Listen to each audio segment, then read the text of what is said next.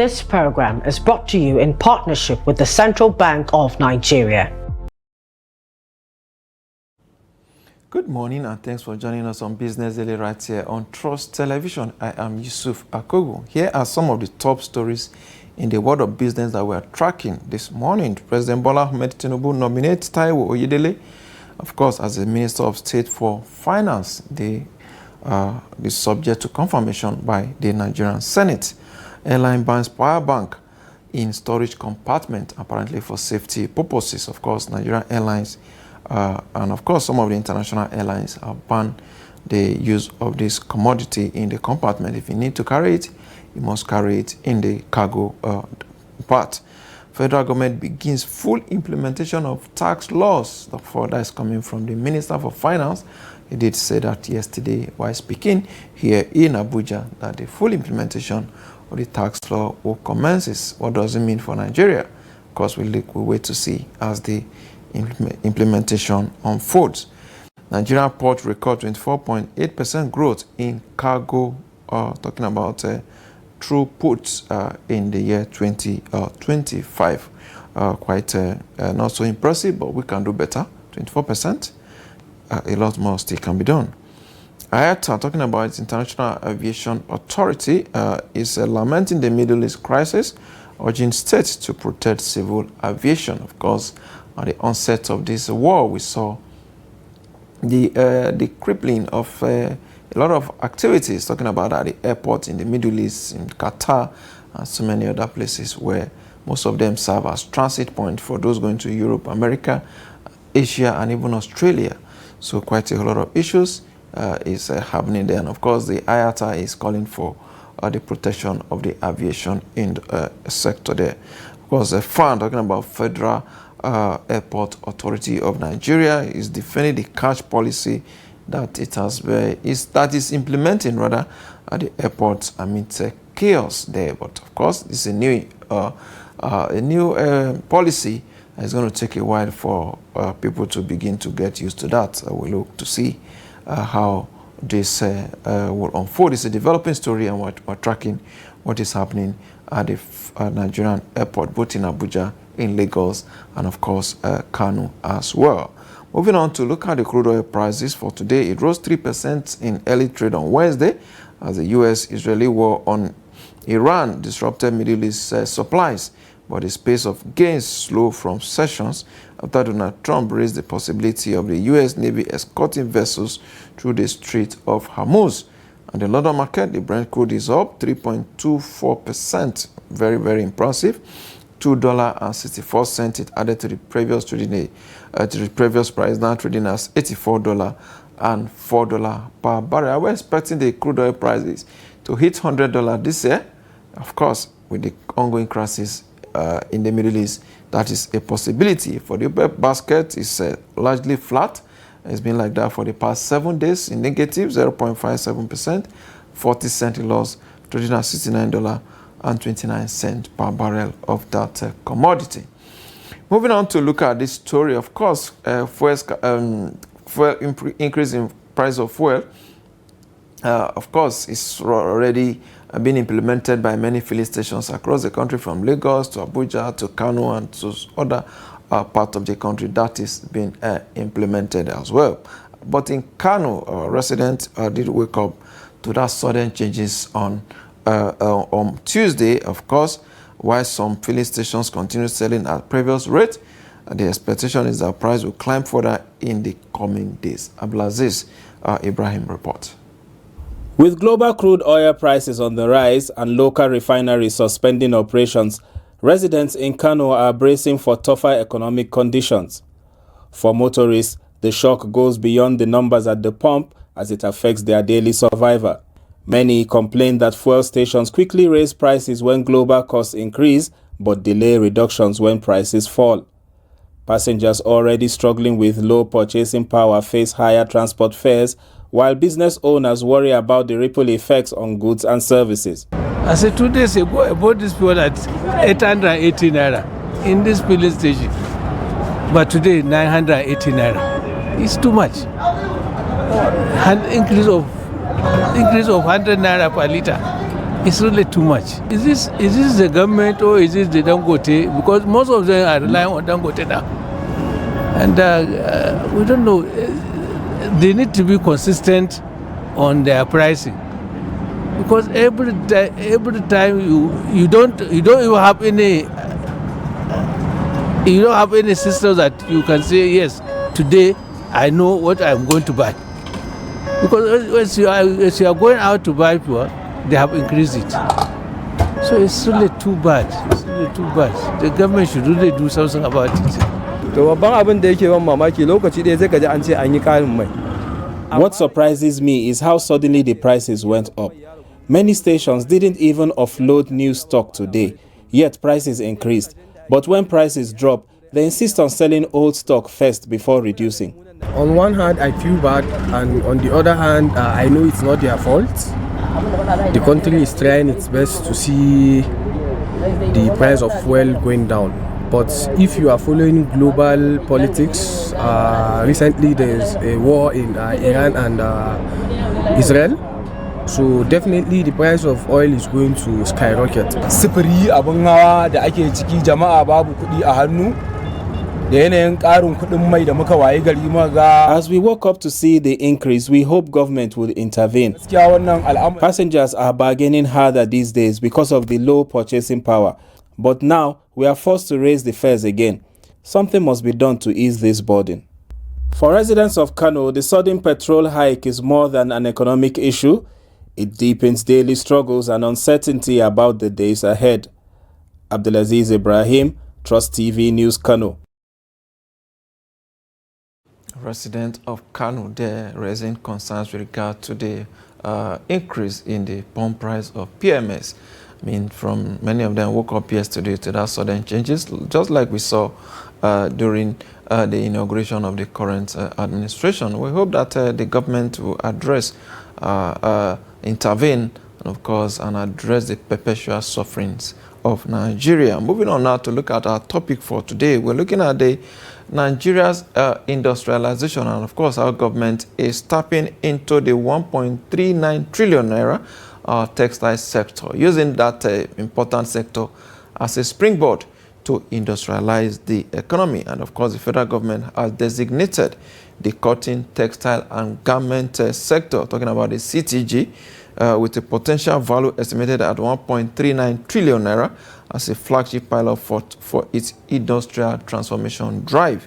This initiative is part of the broader strategy under the new national industrial policy launched last month in 2026 to revive the manufacturing sector, boost economic growth, and address the high level of importation. In time past, Nigeria was a hub of textile manufacturing, but over the years, that sector has collapsed and most of the industry are moribund. But it's a good thing that the government is making efforts to revive this sector. We've been having conversation around this, but let's have more. And I have joining me now from Lagos, Dr. Haman Kwajafa, who is the Director General, Nigeria Textile Manufacturers Association. Good morning, Doctor. Good morning, Mr. Akogu. Glad to have you. Yeah. How are you? Very well. We'll be having this conversation around how to revive this sector. And of course, about a few weeks ago, you were here. We discussed it, but we're getting some very important response to that conversation from the federal government. I mean, government is now looking at using the textile industry as a springboard for industrialization. How does that come to you? It's a welcome development.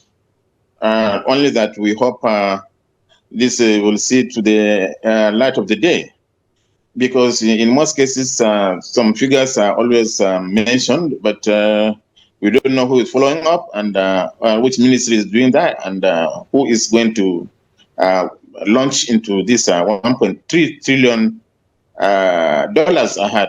Now I think it's saying naira, because dollars would have been more appropriate to really industrialize the sector.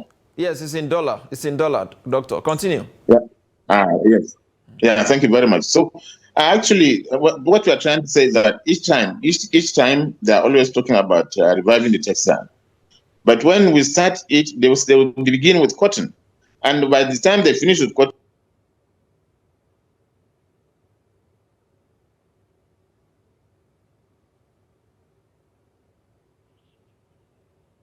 but we've not seen any good result from even the cotton as a value chain. So when the CBN launched their own during Emefiele, they applied a lot of money, a lot of dollars into the cotton sector, but we've not seen any good result. That's why we're saying this time around something should be done appropriately that will really affect the sector. Not launching with big funds and then we don't see it on the ground, and the policy is not properly implemented. So this is our hope that this time around, when they're doing something for the textiles, let it be the textile benefit, and let's see that some of the textiles, moribund textile, coming up. Because if you're trying to revive a textile, maybe we'll see the old ones coming up, and then we can have more textiles. Because about 200 textiles closed down in the 1970s and 80s during the Babangida SAP days. That they look at cotton as a business. This is a business for smallholder farmers, and it cannot be seen as business because it is not mechanized farming they're doing. It's not big time business. So smallholder farmers should not be seen as business. When extension officers are going to see them and train them on how to plant the cotton, because cotton is a scientific crop. All right. And without the aid of the extension officers from the ministry, they'll not be able to even read a pamphlet. So they will not be able to understand how to really grow cotton. Because during this colonial days, the colonial masters put time, and they were very, very concerned about the growth of cotton in those days. That's why when policy is enacted, the people following up must be really, really committed in doing what they want to do, and follow up with the farmers and plan properly. Because for last year, in fact, for instance, the cotton did not germinate the whole of this country. What happened? And nobody has questioned why the cotton didn't germinate. But these are some of the things we feel should be followed up, so that the sector will benefit immensely. India started with us, and India has gone very far. They're into mechanized farming, and they go into either they go both into rain-fed and irrigation. All the dams that were done by the military in those days in the north have been vandalized. And it's like we don't care about government infrastructure.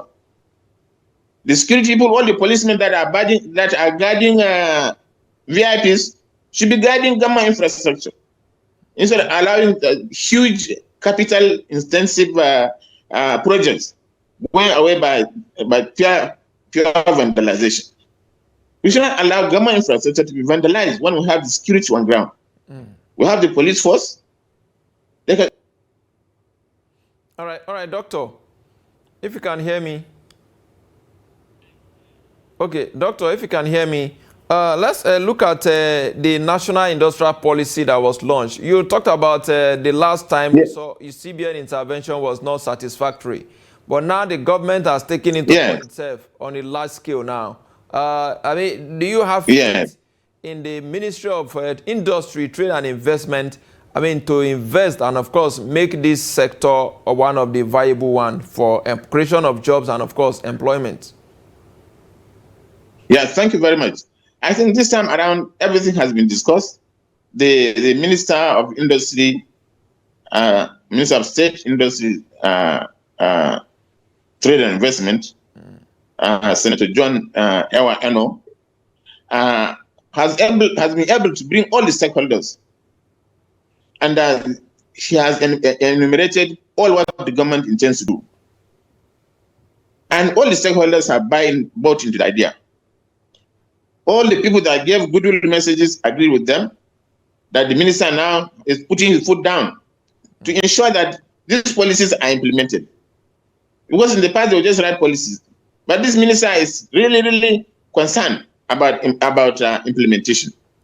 And we hope to hold them on that this time around, the policy will be implemented with the $1.3 trillion for the sector. And let it work. Because most of the time we say that these things get, even budgets are not, there's no cash backing. So I hope when they mention such kind of amounts, that the amount is on ground for us to work on. Because if you say something is budgeted and then there's no fund for that, we don't really know what's happening. So when a certain amount is budgeted and is given to a ministry that or maybe is it a loan from Exim Bank, Nexim Bank, or all those ones, then that will be fine. If we know the source of the funds, then we will believe that this is going to really start working from this year. Otherwise, if we rely on budgets are not properly funded. So I hope they will be able to get foreign funds for the revival of the textile this time around, Mr. Akogu. All right. Talking about getting fund, of course, the federal government may also want to partner with some international donors, maybe countries like China, and of course the rest of them who are very much our strong partners. But look at let's look at the way these factories are located in Kaduna, in Kano, in Lagos. I mean, that is where we have some of these factories. And in time past, we have some of these textile industry as a whole employing over 450,000 people. As we speak, that number has dropped to less than 20,000 or thereabout. With the initiative that you feel the government is coming up with, do you think once it's introduced, given the kind of value chain development we're likely going to see, you mentioned the cotton sector and so many of them, which is also going to be viable, do you think a lot of employment is going to be created? Yeah. And of course, some of the issues that we have with insecurity will be addressed. Yeah. Yes, thank you very much. We just hope that the research institute, which has been moribund, because you can't grow cotton, there's no farming you'll do without a research. And the research institute should be put in place so that they check this thing, since cotton is a scientific crop. And without research and seeing what is going on, you may be at a loss. So the research institute must really be checked and improved upon. If there's some funds that need to be injected to the research institute to come to board, because we need an autonomous research institute, not the one controlled by the university and together with the Federal Ministry of Agriculture. In that sense, they will not be able to really put enough funds for the research institute to work. Because what we see in India as a research institute is very, very big.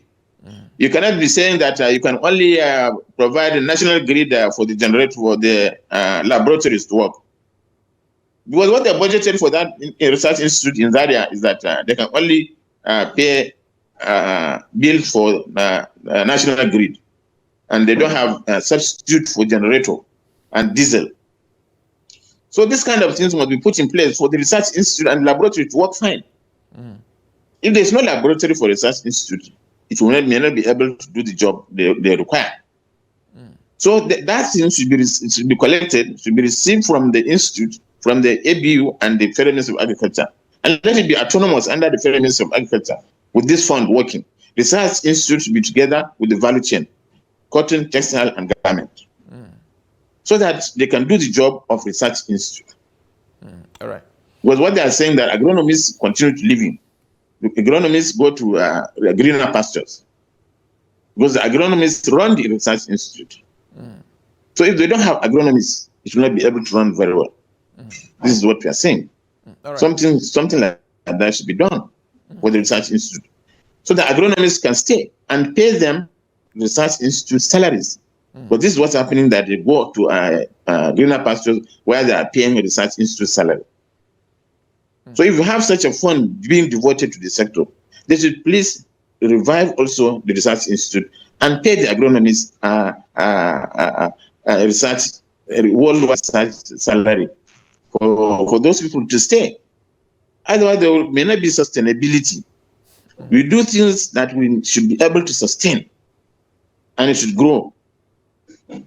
For instance, India that had 4,000 textiles, that textile has never reduced. The number continued to grow up. It has never closed. No textile had ever closed. All right. So these are kind of things we expect to happen. All right. Let's look at the issue of importation as well. Some of these fabrics that we use here now, many of them are imported. We have a lot of Nigerians who are interested in importing them from Cote d'Ivoire, from Benin Republic, and some other international markets as well into Nigeria. What sort of fight do you think government should take to them? I mean, when we can produce something locally and, of course, reviving our industry, why do we need to import, some of them into Nigeria? Thank you very much. This is what I told you earlier, that most of them are raw materials from crude. The polyester is coming from crude, and we have crude in Nigeria, but we are not refining here. And therefore, we're not getting those raw materials of what is it called, of polyester, to use and refine the various types of dresses that is required without importing. So if we have this kind of things and other raw materials besides cotton, we'll be able to mix them up. But now, because there's no tariff on importation, the textiles in Nigeria are closing in droves, because we cannot compete with polyester that we have to buy with dollars, because we cannot refine it here. We cannot get it here. And the Dangote that is using his one refinery now can only produce polypropylene. They cannot produce up to now polyester. So all this while, we thought that with the refineries in Nigeria, about 3 of them, if they were revived, we would have been getting the polyester from them. But now all of them have closed. While India, that are our competitors, have over 99 refineries that are fully fledged and fully working. Optimum, they are fully optimum. And they are working very well for them. But we cannot manage even 3 refineries. So these are some of the complex reasons that textiles continue to close. And they cannot be competing on cotton. The cotton that was supposed to have a backward integration, we're not getting it at Nigerian price. They're also selling at international price, tariff. So it means we cannot compete with the other countries that can produce polyester and bring it to our country and dump them and sell it at cheaper rates. All right. Because if there's something like 36 hours, the nuclear countries can produce electricity at that rate, 24 hours every day. All right. Without a slight interruption. All right. And even if there's interruption, now they'll inform you. But we meet a lot of loss on the line when you take off electricity without notice. All right. So those people, we cannot compete very much with those people unless everything is put on ground. All right. For us to be able to match our competitors. Let's look at the talking about competition now. Let's look at the market that we have to compete with when we come back on board. Now, the likes of Benin Republic, Togo, Cote d'Ivoire, they are strong textile manufacturers within the West Africa sub-region. Do you think, given our past experience, and of course where we were before and where we are now and where we intend to go, do you think we have what it takes to compete with some of these countries that have been consistent over the years? You see, unfortunately, all these countries you are mentioning do not have the population of even Borno State. Nigeria is a very big country with about 200 million population. And those small countries cannot even compete with Lagos in terms of population. So they will have abundant electricity to supply to the industry. And therefore, they're able to compete and bring raw materials that can be suitable for their countries. So you find out that South Africa, that has about 60 million population also, has more than 50,000 megawatts of electricity. And they can provide electricity for their people. That megawatts is enough. We cannot have up to 10,000 megawatts in the 2 million people. So what do we have for industry? That's why the power is not stable. You can see up to today, when we produce the gas, we cannot have enough gas for electricity. So it's not only the megawatts, but even gas is not available to provide for electricity. That's why there's been a plenty power supply these days. All right. Because gas is also not available. So you must have all this in place for you to industrialize and for you to be able to compete with other countries. Because these people, these things are available. All right, doctor. All right, doctor, if you can hear me, that is the much that the time. Indeed. Thank you so much, doctor. That is the much that the time permits on this program for today. Quite an interesting conversation there. Of course, we need for us to industrialize, we need to get a power sector right. And of course, when the sectors are complaining that some of the, capital project voted for it since the past few years have not been released, something that called for concerns. Thank you so much, Dr. Haman Kwajafa, Director General, Nigerian Textile Manufacturers Association, for your contribution on the show today. We appreciate your time. Thank you, Mr. Akogu. I appreciate you also. Thank you very much. And let's continue discussing so that something can be done for this sector. Because like we said, these dams must be protected. Certainly we'll keep the conversation going. Thank you so much. With that, it's a wrap on the show today. We'll be back again tomorrow. I am Yusuf Akogu. This program is brought to you in partnership with the Central Bank of Nigeria.